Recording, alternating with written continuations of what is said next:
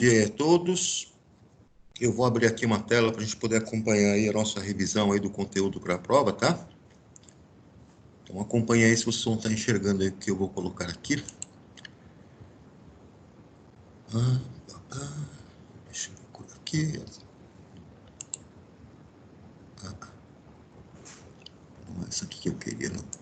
Mas essa. Deu para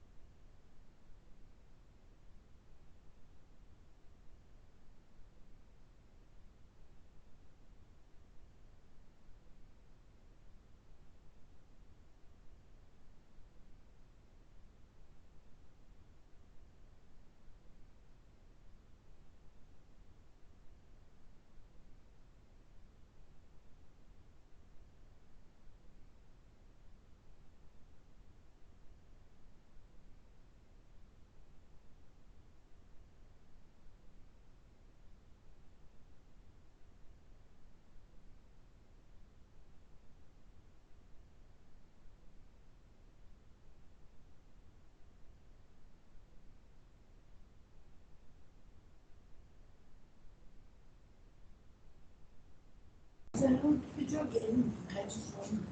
Então, esse... Não, acho que a entrada não cabe aí. É pra só videogames. Pessoal, tá me escutando aí? Sim.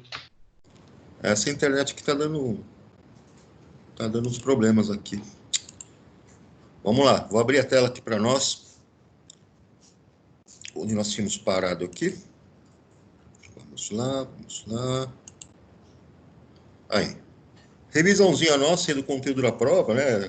Com relação a modelos atômicos.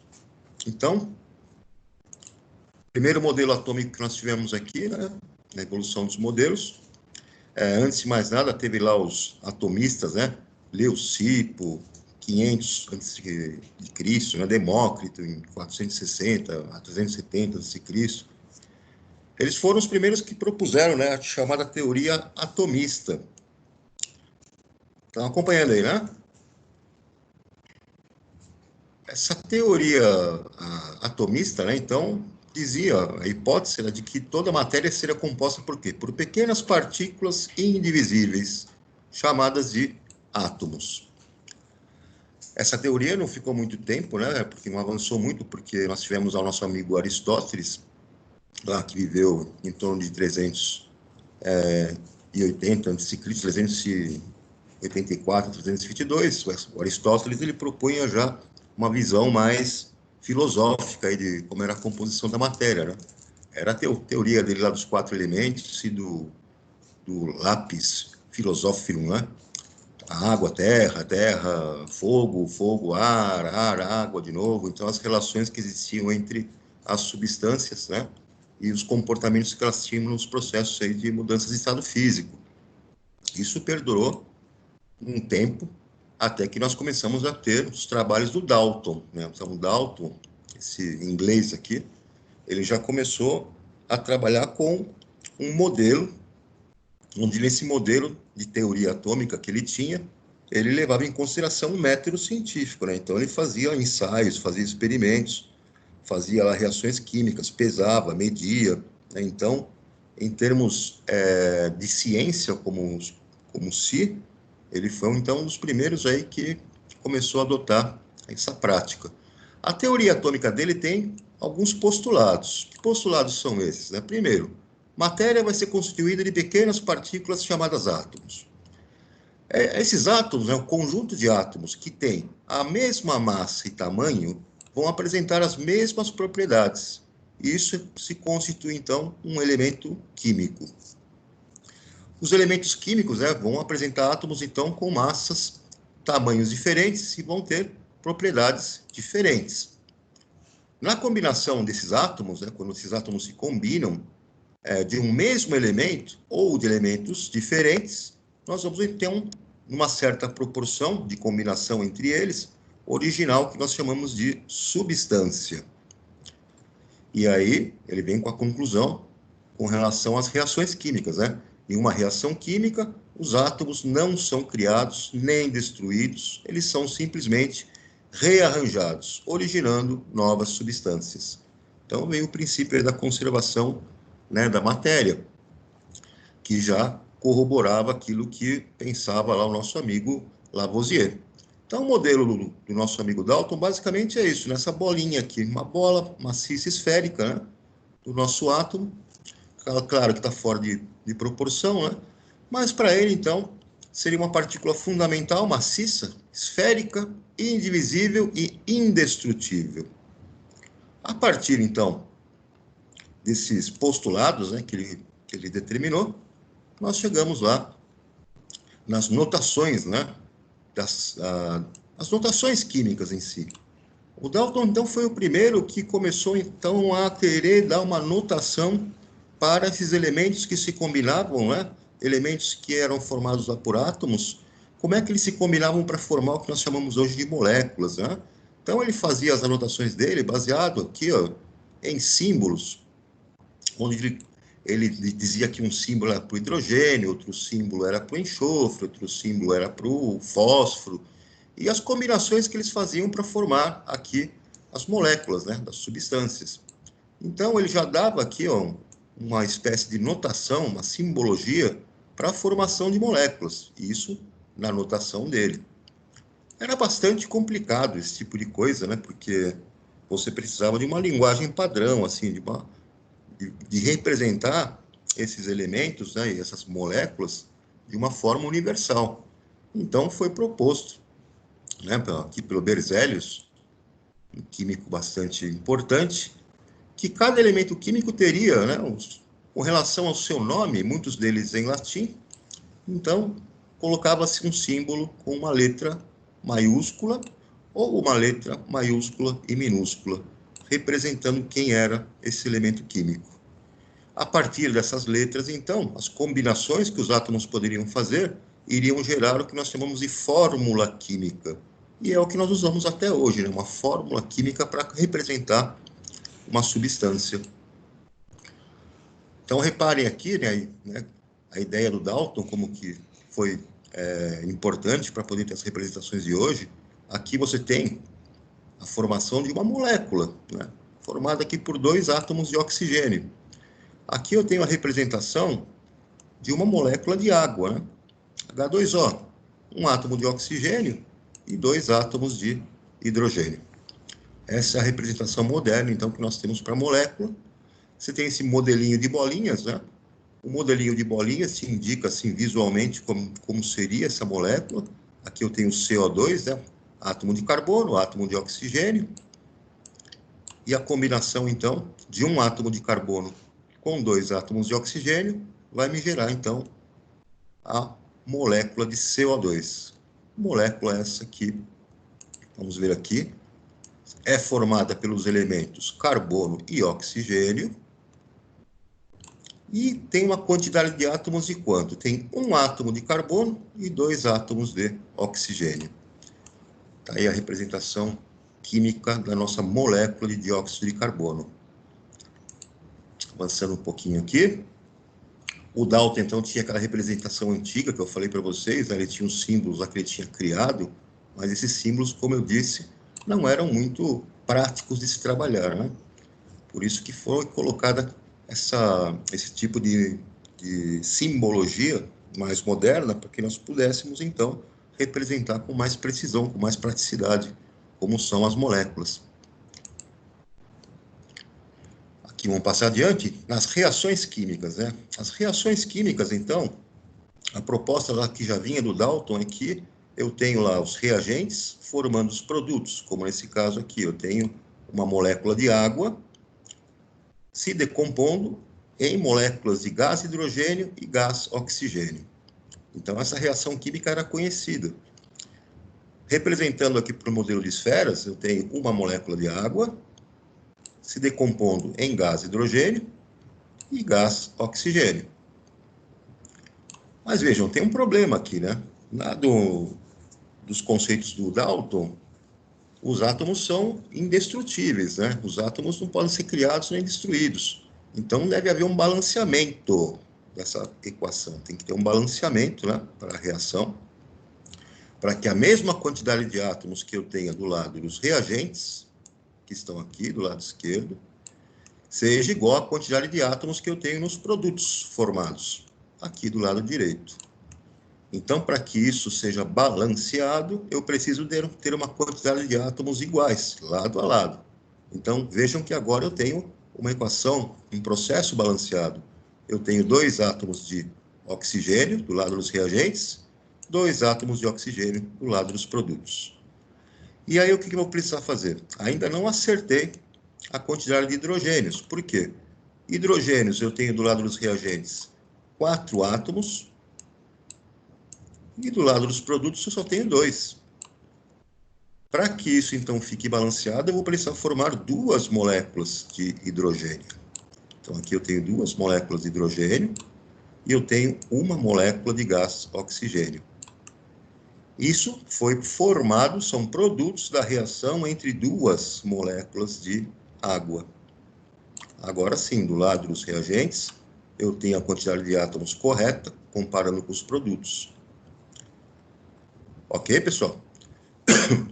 E a minha equação química vai ficar dessa maneira aqui, ó. Agora ela apresenta o que nós chamamos de coeficiente de balanceamento. coeficiente estequiométrico. Então, eu tenho duas moléculas de água, está aqui o coeficiente estequiométrico, formando duas moléculas de gás hidrogênio, aqui o coeficiente estequiométrico 2, e uma molécula de oxigênio. Claro, eu não preciso colocar 1 aqui, porque esse 1 é desnecessário, né? Nós sabemos que é uma molécula só, então ele fica omitido. Vamos adiante. Aqui teve uns exercícios que vocês já fizeram a respeito do modelo do Dalton, né? Fazer os balanceamentos, saber quem são os átomos dos reagentes, dos produtos. Vou avançar mais um pouco. Mais um pouco. Vamos lá. Vamos chegar agora no modelo do Thomson, né? O Thomson e a descoberta aí do elétron, né? A natureza elétrica da matéria. O Thomson, então, lá entre 1856 e 1940, ele fez uso de um tipo de técnica com um equipamento que estava sendo muito utilizado, né? Por uns carinhas lá, um tal de William Crookes. Ele é chamado de tubo de raios catódicos, então é esse equipamento que está aqui. Esse equipamento, o que acontece, então? Ele é composto lá por uma ampola de vidro.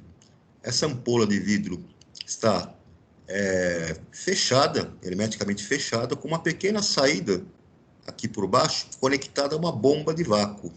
Essa bomba de vácuo, então, causa uma pressão negativa aqui dentro, ou seja, diminui a pressão interna dentro do nosso tubo. E o que ele fez? Colocou um gás aqui dentro, né? Esse gás pode ser qualquer gás, gás hélio, gás hidrogênio, algum tipo de gás, ligou a bomba aqui para diminuir a pressão interna desse gás. E aí, aqui nas extremidades, ele ligou 2 eletrodos. Esses 2 eletrodos, então, são ligados na corrente elétrica, numa bateria. E quando ele ligava, ele percebia, então, que havia a formação de um brilho nesta região. Esse ponto, essa região, seria o nosso polo positivo do tubo de raios catódicos, e aqui eu tenho o polo negativo da nossa pilha ou bateria, né? Então, como esses raios que ele percebeu aqui, esse brilho era emitido aqui pelo cátodo do nosso tubo, esses raios ficaram conhecidos como raios catódicos. Bom, onde é que ele aproveitou para fazer esse estudo, né? O que ele fez, então? Ele percebeu, vou voltar lá, que esses raios catódicos, eles sofriam desvios na trajetória deles. Que desvios eram esses? Quando se colocava placas elétricas carregadas, uma em cima e outra embaixo uma placa com carga negativa e a outra placa com carga positiva, esses raios catódicos sofriam um desvio, eles eram atraídos para esse lado positivo. Então, isso não poderia ser luz, né? Porque luz não faz curva. Luz não é atraída por placas, né? Carregadas eletricamente. Ele já desconfiou que isso aqui era uma partícula. E aí ele também colocou anteparos na frente, né? Desses raios catódicos e percebeu que se formava uma sombra nessa região. E percebeu também que se ele colocasse uma pequena ventoinha, uma pequena hélice acoplada lá num trilho, bem levinha, esses raios catódicos empurravam essa hélice, ela se movia. Então, ele teve 2 conclusões. A primeira conclusão é que esses raios catódicos eram formados por partículas, porque só partículas têm propriedades mecânicas para empurrar alguma coisa, né? E também para sofrer desvio na trajetória, em função de carga elétrica. E a segunda coisa é que essas partículas tinham carga elétrica, e era uma carga negativa. Ora, então ele tinha descoberto lá o nosso elétron, né? E esse elétron, então, ele era parte do átomo, porque se o gás que está lá dentro está recebendo uma certa energia, esses elétrons têm que estar saindo desse gás, né? Tem que estar presentes nas moléculas daquele gás que está lá dentro. Então, a representação do modelo do Thomson agora era essa aqui. O nosso átomo vai ser formado por essa esfera maciça, né? Toda ela com carga positiva. Então, a esfera maciça de carga positiva. E incrustado, né, na sua superfície estariam os elétrons muito menores, né, de carga negativa. Isso explicaria por que também nós temos a eletricidade estática. Se você, então, atritar um material, você consegue fazer com que esse material adquira eletricidade estática. Por quê? Porque você arranca elétrons da superfície da sua esfera, né? Fazendo com que o seu átomo fique desbalanceado de cargas, fique com excesso de cargas positivas, enquanto um pano ou alguma coisa que você usou para atritar, levando os elétrons consigo, vai ficar com carga negativa. Bom, os raios catódicos foram bastante importantes para essa primeira descoberta, mas também já existia, dentro desses raios catódicos, lá no tubo de raios catódicos, um outro tipo de radiação que era produzida pela descarga num gás rarefeito, na ampola, mas não se sabia ainda a natureza desse tipo de radiação. Então, o nosso Röntgen denominou esses raios, né, de raios X, porque não se sabia o que era aquilo ainda. E esses raios X ele usou, inclusive, para tirar uma imagem de radiografia da mão da esposa dele. Então, veja que aqui aparece o anel, né, na mão da esposa, isso usando lá o tubo de raios catódicos. Mas o que isso, então, foi importante? Aqui eu mostro para vocês a questão lá do modelo de Thomson, que explica a eletricidade estática, né? Então, você tem aqui o seu tubo de vidro, você vai atritar uma flanela, a flanela vai arrancar os elétrons do vidro, a flanela leva os elétrons com ela, fica carregada negativamente, e o seu tubo de vidro, que perdeu os elétrons dos seus átomos, vai ficar com um excesso de cargas positivas. Então, aqui acontece o fenômeno da eletricidade estática. Bom, quando se descobriu os raios-x, começou-se o processo, então, para você descobrir e entender o que era a radioatividade. Já era um outro fenômeno que estava sendo estudado e sabia-se que alguns materiais tinham uma propriedade de emissão de radiações. Né? Não se entendia direito o que era aquilo, mas já se sabia que isso acontecia. Essa radioatividade, então, foi estudada pelo Becquerel, lá em 1852 a 1908. Ele acidentalmente descobriu que alguns minérios de urânio conseguiam formar a imagem, né? Uma impressão numa chapa fotográfica, num filme fotográfico. O Becquerel ele fazia estudos a respeito da fluorescência. Essa fluorescência é a propriedade que a matéria tem de emitir luz quando é estimulada por alguma forma de energia. Essa descoberta do Becquerel, então, de que esses materiais, como o urânio, conseguiam, então, emitir radiações que faziam com que filmes fotográficos fossem como se fossem fotografados, né? E os trabalhos também com fluorescência, onde, à medida que um material recebia uma certa energia, uma certa radiação, brilhava, cintilava, estimulou, então, a Marie Curie, né, e o Pierre Curie, a fazer mais estudos a respeito desses materiais. Então, eles também conseguiram, né, descobrir novos elementos químicos que possuíam essa propriedade, né, de radioatividade. Denominou-se radioatividade esse tipo de comportamento. E com essa descoberta, gerou-se um outro problema. Né? Como é que vai agora o modelo do Thomson ser suficiente para explicar essas propriedades? Muito bem, descoberta a radioatividade. O nosso amigo que você já conhece muito bem, o Rutherford, ele fez novos experimentos, né, com radiação, aproveitou esses novos estudos. E o que ele fez? Ele montou um experimento onde ele pegava um material radioativo, que é o polônio, colocou dentro de um bloco de chumbo. Esse bloco de chumbo tem um furinho que permite a saída da radiação. Aqui ele montou um anteparo. Esse anteparo foi pintado aqui com uma substância fosforescente ou fluorescente, que é o sulfeto de zinco. E aí ele colocou no meio do caminho da radiação, né, colocou duas placas carregadas eletricamente, uma positiva e outra negativa, ligados a uma bateria. Quando ele abriu aqui o furinho do nosso canhão aqui de radioatividade, o feixe de radiação, então, quando passava pelas placas eletrizadas, havia um desvio de um feixe que fazia brilhar nesta região, outro feixe fazia brilhar nesta outra região, e outro feixe passava batido sem sofrer desvio nenhum. Bom, o que ele deduziu, então? Cara, a radiação, né, essa radioatividade que sai daqui, ela é formada por 3 tipos diferentes. Um primeiro tipo é atraído para o lado positivo, então deve ter carga negativa, e é uma partícula, porque sofre desvio. O outro feixe é formado por uma partícula também de carga positiva, porque é atraído pelo lado negativo, e o que passa direto não tem carga elétrica nenhuma. Ele conseguiu, então, deduzir também que a partícula que passava e era atraída para o lado positivo era mais leve do que a que ia para o lado negativo, porque a curvatura que ela sofria, dessa aqui, da partícula com carga negativa, era uma curvatura muito maior, quer dizer que a massa era menor, né? Foram denominadas, então, para essas radiações, as caracterizações, né? Partícula alfa e partícula beta. Mais tarde se descobriu que existia essa outra radiação que não sofria desvio, que era chamada de radiação gama, que são, na verdade, ondas eletromagnéticas. Muito bem.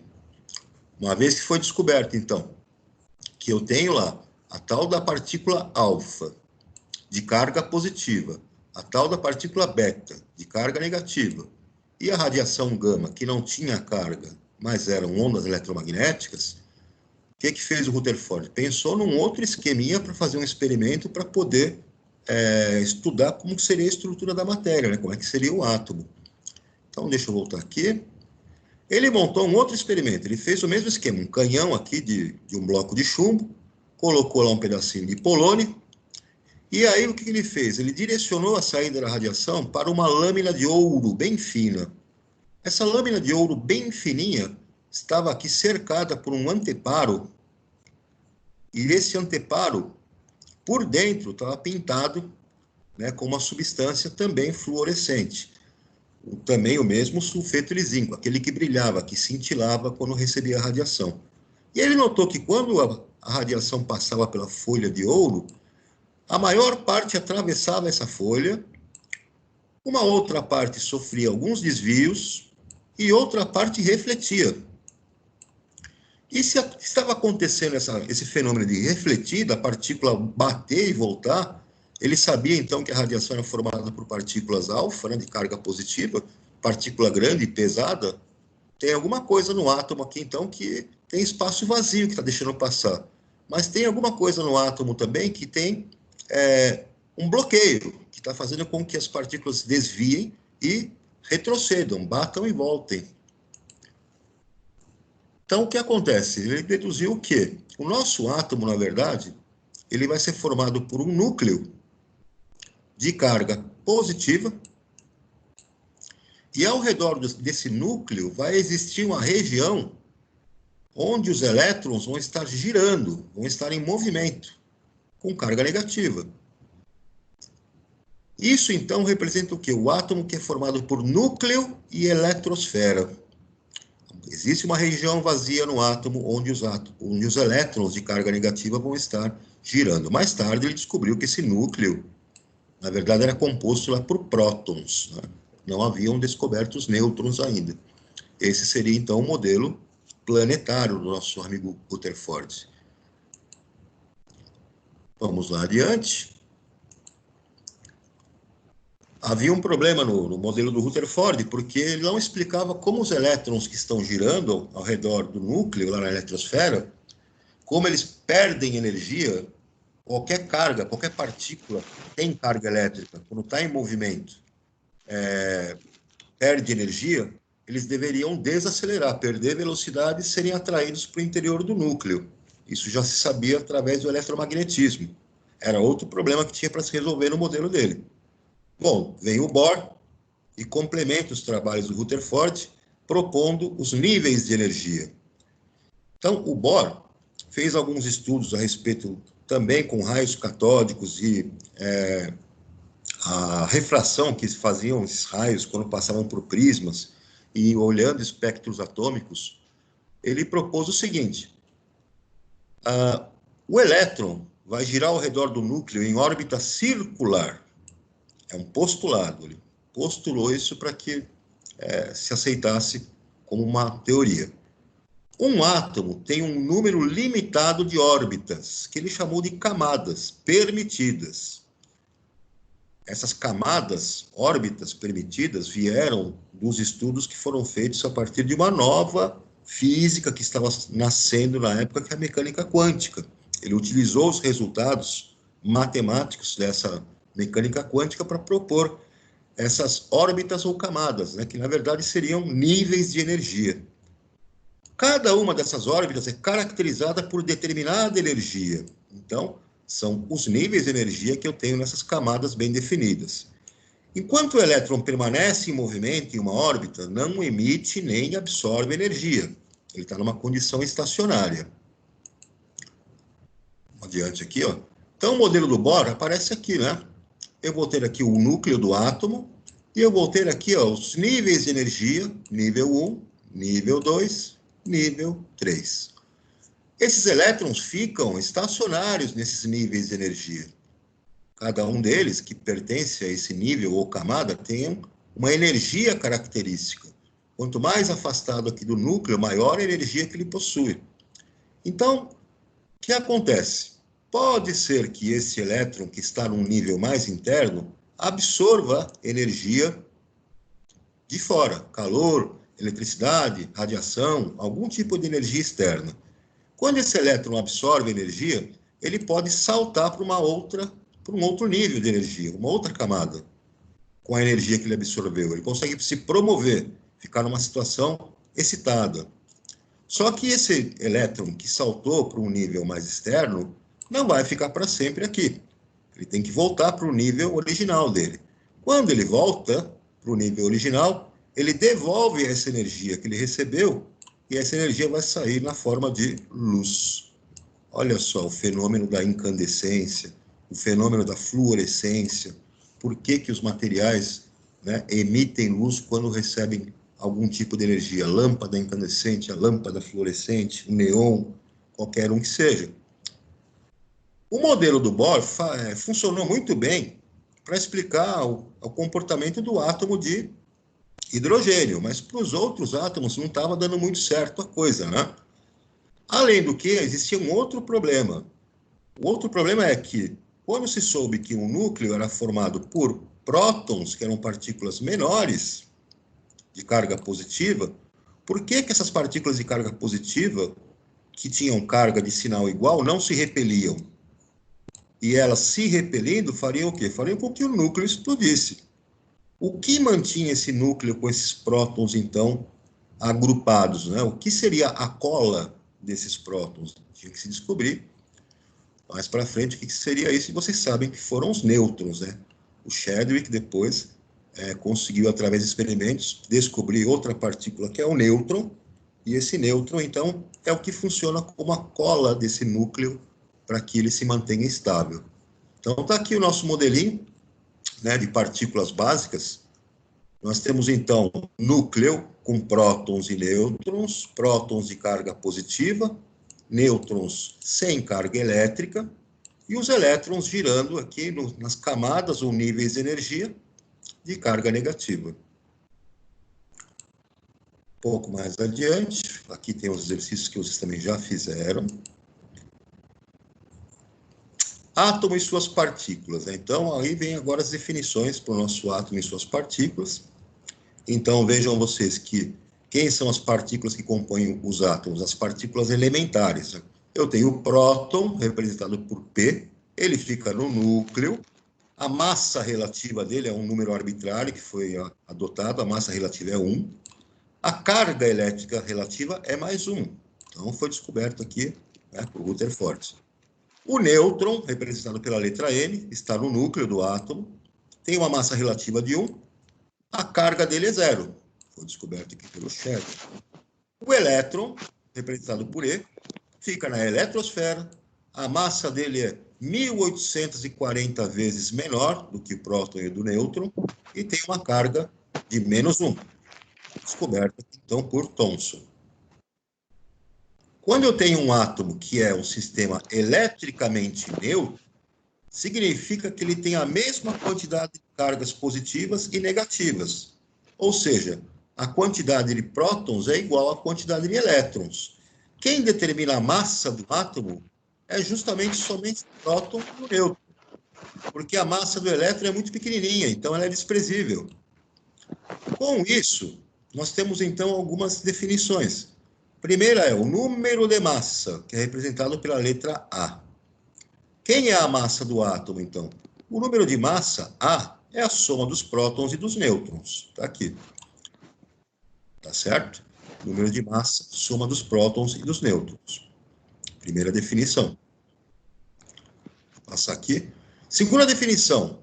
Número atômico, representado pela letra Z, vai ser a quantidade de prótons no núcleo de um átomo. Está aqui o número atômico. Z é a quantidade de prótons no núcleo. E o número atômico determina quem é o elemento químico. Então, todo elemento químico vai ter o seu próprio número atômico. Hidrogênio vai ter número atômico 1, hélio, número atômico 2, lítio, número atômico 3, e assim por diante. Aqui nós temos exercícios que vocês também já fizeram. E uma vez que nós entendemos como é que é o núcleo do átomo, tem que entender agora o funcionamento da eletrosfera. Quando o Bohr propôs a nossa eletrosfera formada por camadas ou níveis de energia, né? O que ele fez, então? Ele nomeou, né, essas camadas, né, esses níveis, como letras K, L, M, N, O, P e Q. Né? Essas camadas onde ficam os elétrons também foram nomeadas como níveis de energia. E esses níveis de energia são o nível 1, 2, 3, 4, 5, 6 e 7, referente a cada uma dessas camadas. Então, na tabelinha aqui apresentada, eu tenho a camada de energia, aqui, e ele também determinou o número máximo de elétrons que cada camada ou nível comporta. Então, a camada K comporta 2 elétrons, é o nível 1. Camada L, 2 elétrons, é o nível 2, né, com 8 elétrons. Camada M, nível 3, 18 elétrons, e assim por diante. Então, isso foi necessário para que se pudesse fazer o quê? A distribuição eletrônica. Ou seja, a distribuição eletrônica vai seguir um critério de energia. Ela vai começar, então, a entrar nas camadas mais interiores de menor energia e vai se distribuindo até as camadas mais exteriores de maior energia. Então, tem aqui alguns exemplos de distribuição eletrônica, né? O oxigênio, por exemplo, ele tem 8 de número atômico, quer dizer que ele tem 8 prótons, portanto, 8 elétrons. A distribuição eletrônica por camadas, então, na camada K entram 2, no máximo, na camada L entram 6. A representação do nosso átomo está aqui. Para o argônio, ele tem número atômico 18, portanto, ele tem 18 prótons, logo ele tem 18 elétrons. A distribuição eletrônica, seguindo aqui o nível de energia que vai aumentando, né? Daqui para a camada mais externa, camada K, 2 elétrons, camada L, 8 elétrons, camada M, 8 elétrons. E assim, para todos os nossos átomos, existe essa distribuição eletrônica por camadas. Uma definição que foi importante também foi a camada de valência. A camada de valência é a camada que é ocupada pelos elétrons mais externos, os elétrons que estão na última camada eletrônica.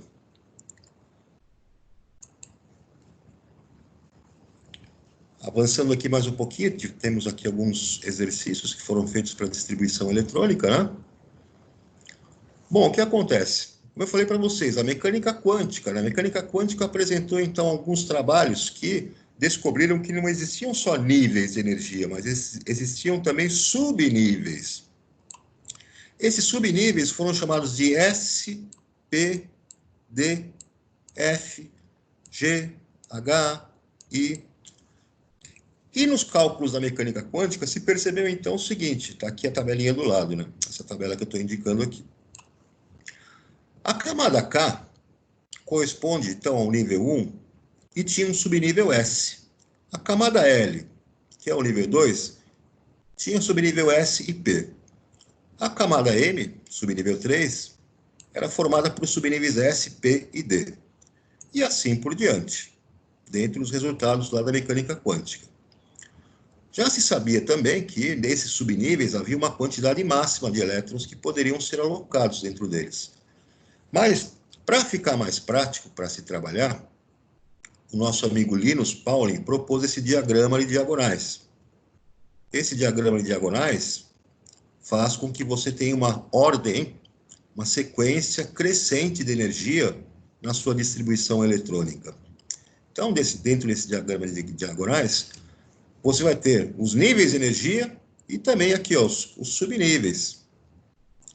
Esses subníveis foi determinada uma quantidade máxima de elétrons. Por exemplo, para o subnível S, 2 elétrons, para o P, 6 elétrons, para o D, 10 elétrons, para o F, 14 elétrons. Então, a representação do nosso átomo aparece, no átomo não, a representação na distribuição eletrônica para cada nível e subnível é feita dessa forma.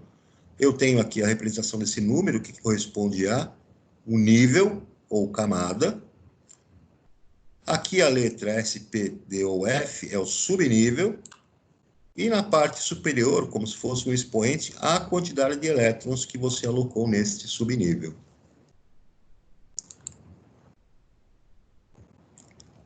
Então, aqui tem alguns exercícios que vocês também já fizeram. Aqui, algumas distribuições eletrônicas, só para a gente relembrar, né? Por exemplo, aqui é do cálcio. O cálcio tem número atômico 20, portanto, 20 elétrons. Então, na sua distribuição, você vai seguir sempre a sequência das setas. Começa aqui em cima, um S2. Então, coloca um S2 aqui. Acabou, vem aqui para outra seta. Acha quem? 2S2. Então, você coloca 2S2. Terminou aqui, volta lá para cima, acha 2P6. Então, 2P6. Continua na sequência, acha 3S2. 3S2. Você volta aqui, vai achar 3P6 e, finalmente, 4S2. Fazendo essa somatória de elétrons aqui em cima, nos expoentes, vocês percebem, então, que nós colocamos, né, 2 com 6, com 2, com 6, com 2, com 2, os 20 elétrons lá do cálcio. Mesma coisa é feita aqui como exemplo para o bromo, número atômico 35. Então, eu vou seguindo aqui a sequência das setinhas, o diagrama de diagonais, e chego nesta configuração eletrônica para o nosso amigo bromo. Notem aqui que eu posso pegar para o bromo também e fazer uma distribuição eletrônica por camada. Então, aqui em verde, eu tenho a distribuição eletrônica por nível e subnível, e aqui eu tenho a distribuição por camada eletrônica. Nível 1, camada K, nível 2, camada L, nível 3, camada M, nível 4, camada N. Até aqui tudo bem, pessoal? Sim. Aqui vocês fizeram alguns exercícios, né, a respeito do nosso distribuição eletrônica, as definições de elemento químico. Então, o elemento químico agora é definido pelo quê? É definido pelo número atômico. É o número atômico que determina o nosso elemento químico, que é o que vai aparecer na ordem crescente nos períodos, lá na tabela periódica.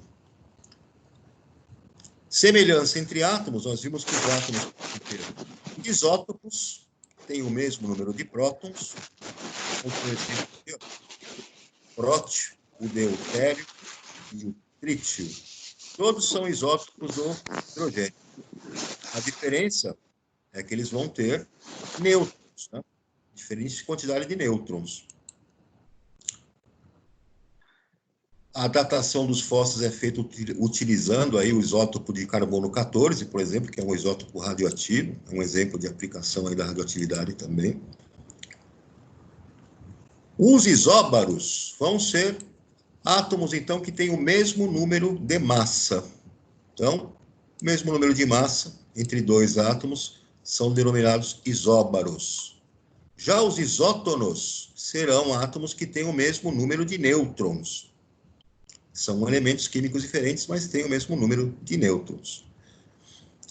Quando o nosso átomo neutro perde ou ganha elétrons, ele pode, então, formar o que nós chamamos de íon.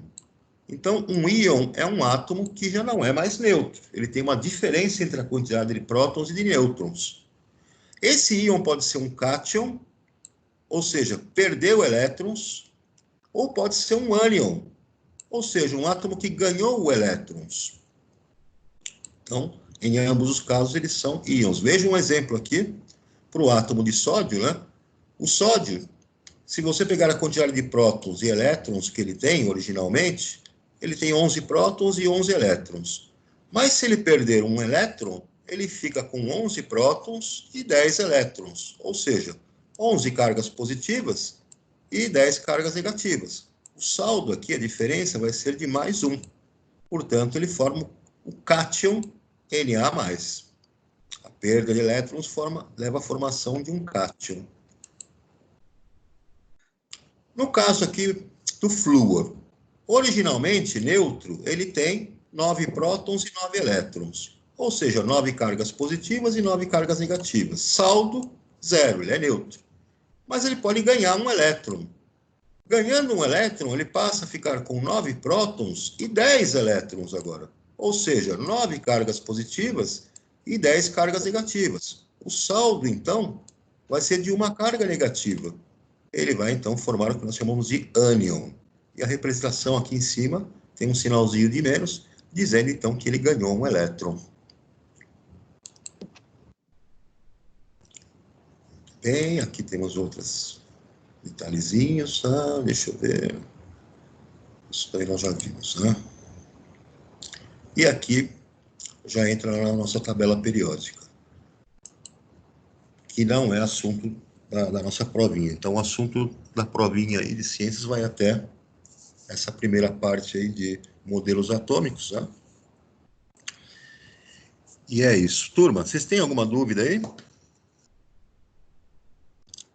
Galera, tem dúvidas? Eu tô aqui, viu, Zé? Tá aí? Tá tudo bem? Tô só ouvindo. Bom dia, tudo bom? Bom dia, tudo. Dúvidas a respeito? Alguém aí com dúvidas? Estou dando uma printada aqui. Tá aqui, temos aqui. O povo não tá respondendo, né? Deve estar dormindo aí, meu. Deve. O Marquinhos me contou que eles põem não tá não. Tô acordado. Acordado? Alguém respondeu, né? É. Crianças, bom dia. Enfim, o professor José Roberto deu uma bela de uma revisão, né? Cai na nossa prova, vai cair bastante modelos atômicos e distribuição eletrônica, tá? Eu acho que tabela periódica, né? Agora só vem no próximo, na próxima matéria que a gente vai falar. E eu acredito, Jota, que alguns alunos fiquem um pouco perdidos com essa história de próton, elétron e nêutron, da onde saíram esses números, né? Esses números, eles foram sendo... A tabela foi sendo... Isso o professor J.R. já explicou. A tabela foi sendo criada conforme o tamanho do átomo e ela foi organizada nesta forma, né? Então, o mecânico faz o quê? O mecânico, ele determina como as coisas funcionam, né? Como que peça vai em que lugar para saber como que aquilo funciona. E a mecânica quântica fez exatamente isso. Ela olhou o átomo, as suas estruturas e viu como ele funcionava, né? Então, aí a gente tem o próton, hoje, né, resumindo, né, pelo modelo de Rutherford-Bohr, a gente tem o átomo formado por nêutron, que é uma partícula neutra, que vai colar os prótons, como falou o JR, e os elétrons que estão por fora. Então, se eu pegar uma bola de bilhar e eu atacar uma bolinha de ping-pong nessa bola de bilhar, aliás, se eu pegar várias bolas de bilhar, né, juntas, várias bolinhas dessas de piscina de bolinhas, por exemplo, não vamos falar de bilhar, que senão eles vão associar com o exemplo do Dalton, né? Se eu pegar várias bolinhas e colocar todas coladas, né, com algum tipo de geleia no meio, alguma coisa assim, o que vai acontecer? Se eu jogar uma bolinha de ping-pong e ela pegar na própria bolinha, isso daí vai ricochetear para um lado. Agora, se pegar no nêutron, né, ele vai conseguir passar por essa geleia. Então, foi assim que eles, né, tentando mostrar para vocês isso daí, uma coisa mais trazendo para o dia a dia, foi assim que algumas partículas passavam e outras iam para em outras direções, tá? Agora, esses números serão definidos quando a gente for usar na tabela periódica, né? Então, por exemplo, deixa eu achar aqui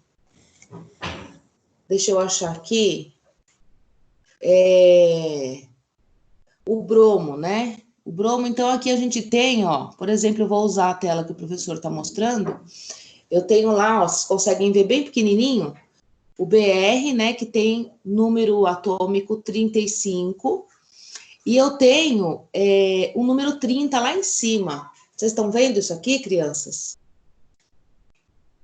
Tá vendo aí, Zé? Tá me ouvindo? Bom dia. Eu tenho um número...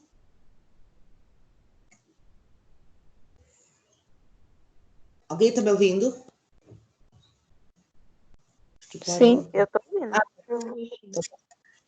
Eu tenho aqui, ó, do lado do número 19 ali, azulzinho, tá vendo? Do lado esquerdo, eu tenho um BR escrito, e embaixo tem 35 e em cima 30. Não é isto? Estão enxergando o que eu tô falando aqui? Então, se eu pegar esses 35 e tirar desses 30, me sobram 5. O que a gente tá vendo aqui, né? Que eu tenho 35... Eu tenho 35, meu número atômico, o tamanho é 35, com o número atômico, e quando eu tiro esses 35, que é a mesma quantidade de prótons, sempre vai ser igual. Sempre que eu tiver 35 prótons, eu vou ter 35 nêutrons, tá? Sempre o número atômico vai ser igual. Se eu tirar esses 30, me sobram 5, que são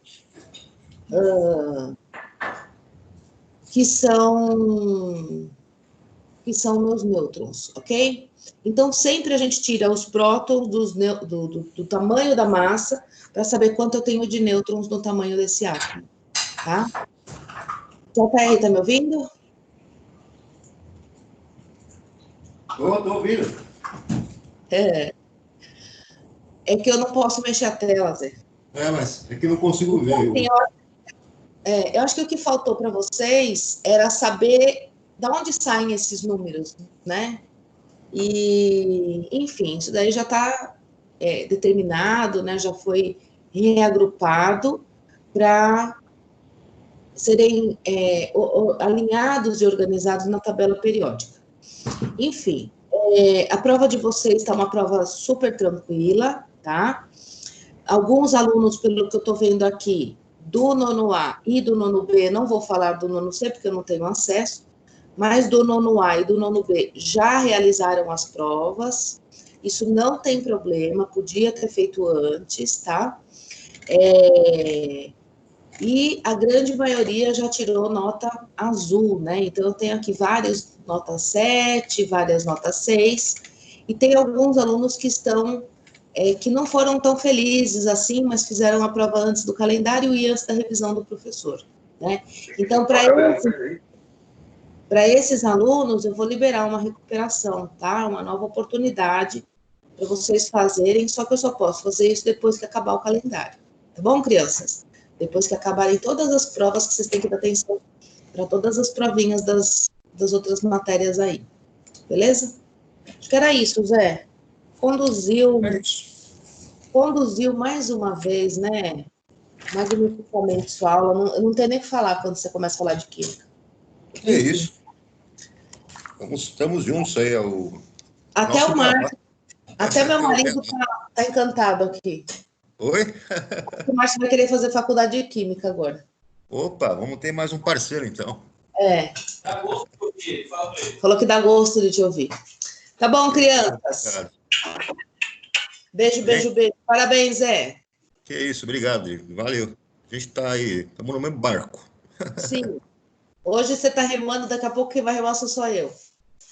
Então. Um pouquinho Mas até... eu vou até meio-dia ainda com a turminha aqui. Agora vem a matemática. Verdade.